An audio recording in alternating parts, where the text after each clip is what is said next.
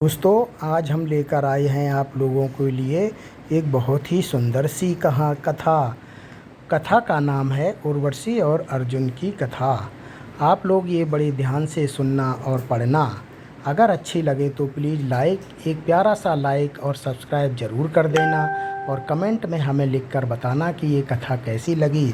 तो चलो प्रारंभ करते हैं। महाभारत एक महान ग्रंथ है जिसमें जीवन, धर्म, कर्म, नीति और भक्ति के अनेक गूढ़ रहस्य छिपे हुए हैं। इसमें केवल युद्ध की घटनाएं ही नहीं बल्कि मनुष्य के जीवन से जुड़े कई प्रसंग भी शामिल हैं। उन्हीं प्रसंगों में से एक है उर्वशी और अर्जुन की कथा, जिसमें देवलोक की अप्सरा उर्वशी ने महान पांडव अर्जुन को श्राप दिया था। यह कथा न केवल रहस्यमयी है बल्कि यह हमें संयम, मर्यादा और धर्म के गहरे स्वरूप को भी समझाती है। अर्जुन का स्वर्ग आगमन। महाभारत काल में जब पांडवों को वनवास हुआ उस समय अर्जुन ने कठोर तपस्या की।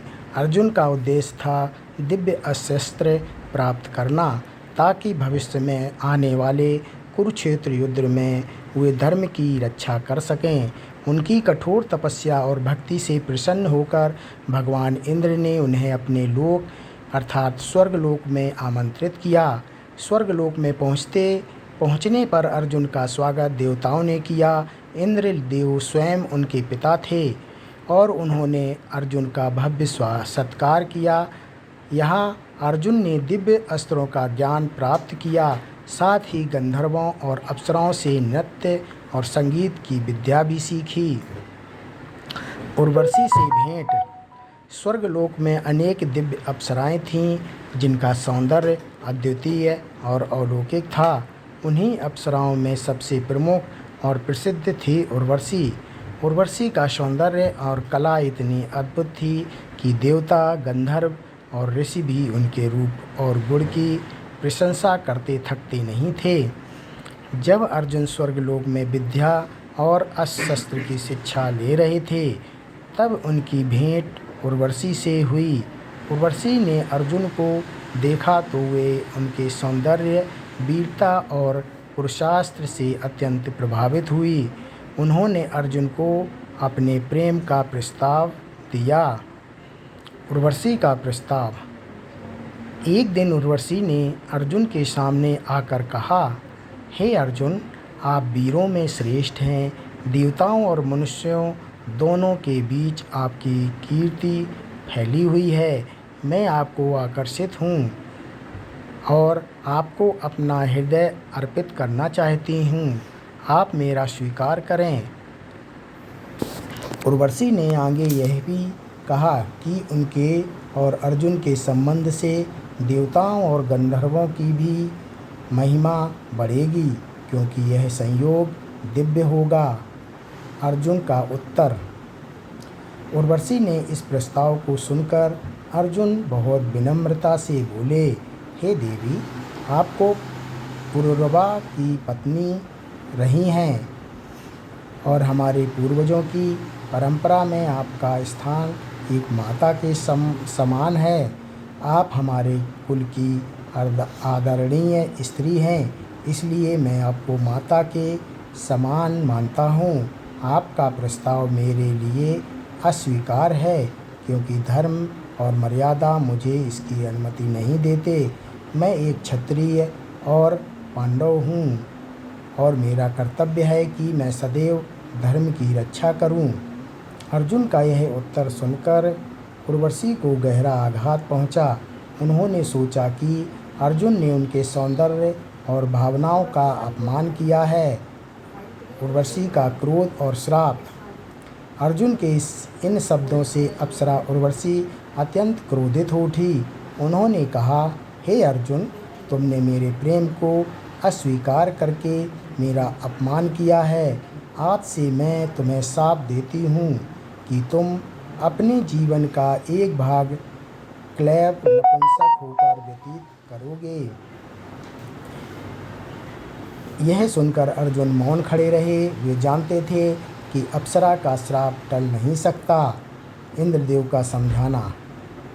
जब यह बात इंद्रदेव को ज्ञात हुई तो वे अर्जुन के पास आए और बोले, पुत्र, उर्वशी ने तुम्हें जो शाप दिया है वह तुम्हारे लिए भविष्य में लाभकारी सिद्ध होगा। जब तुम्हें अज्ञातवास करना पड़ेगा तब यही शाप तुम्हारी रक्षा करेगा, क्योंकि उस समय तुम एक नपुंसक के रूप में स्त्री का वेश धारण करोगे और कोई भी तुम्हें पहचान नहीं पाएगा। इस प्रकार तुम और तुम्हारे भाई अपना अज्ञातवास सफलतापूर्वक पूरा कर सकोगे। इस प्रकार जो श्राप एक दंड के रूप में अर्जुन को मिला था वही बाद में उनके लिए वरदान सिद्ध हुआ। अज्ञातवास में श्राप का उपयोग। महाभारत की कथा के अनुसार जब पांडवों को 13 वर्ष का वनवास भोगना पड़ा तब अंतिम 1 वर्ष का समय उन्हें अज्ञातवास करना था। इस अज्ञातवास में पांडवों को छिपकर रहना था ताकि कोई भी उन्हें पहचान ना सके। यदि वे पकड़े जाते तो उन्हें पुनः 12 वर्षों का वनवास भोगना पड़ता। इसी समय अर्जुन ने उर्वशी के दिए शाप का उपयोग किया। उन्होंने बृहन्नला नामक नपुंसक स्त्री का रूप धारण किया और मत्स्यराज विराट के दरबार में एक नृत्य गुरु बनकर रहने लगे। वे राजकुमारी उत्तर को नृत्य और संगीत की शिक्षा देने लगे। इस प्रकार अर्जुन ने अपना अज्ञातवास सफलतापूर्वक पूरा किया और वे उर्वशी का श्राप उनके लिए रक्षा कवच बन गया। इस कथा का संदेश। उर्वशी और अर्जुन की यह कथा हमें कई महत्वपूर्ण संदेश देती है। वो संदेश इस प्रकार से हैं। नंबर 1, धर्म और मर्यादा सर्वोपरि है। अर्जुन ने अप्सरा उर्वशी जैसी दिव्य नारी का भी प्रस्ताव इसलिए अस्वीकार कर दिया क्योंकि धर्म और मर्यादा उन्हें इसकी अनुमति नहीं देते थे।